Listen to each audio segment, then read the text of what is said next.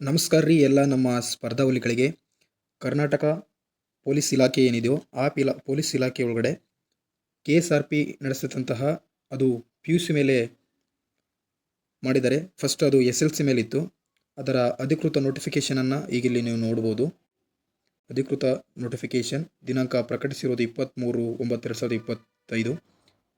ಇದೇ ತಿಂಗಳು 23ನೇ ತಾರೀಕು ಅಂತಿಮ ಅಧಿಕೃತ ನೋಟಿಫಿಕೇಷನನ್ನು director general of inspector general of police ಅವರ ಕಚೇರಿ ಮೂಲಕ ಅಧಿಕೃತ ನೋಟಿಫಿಕೇಷನನ್ನು ಹೊರಡಿಸಿದ್ದಾರೆ. KSRP ಮತ್ತು IRB ಘಟಕದ ವೃತ್ತದ ಆ ನೇಮಕಾತಿ ಏನಿದೋ 10th ಮೇಲೆ ನೋಟಿಫಿಕೇಷನನ್ನು ಮಾಡಿ ಜಾಬನ್ನು ತುಂಬ್ಕೊತಾ ಇದ್ರು.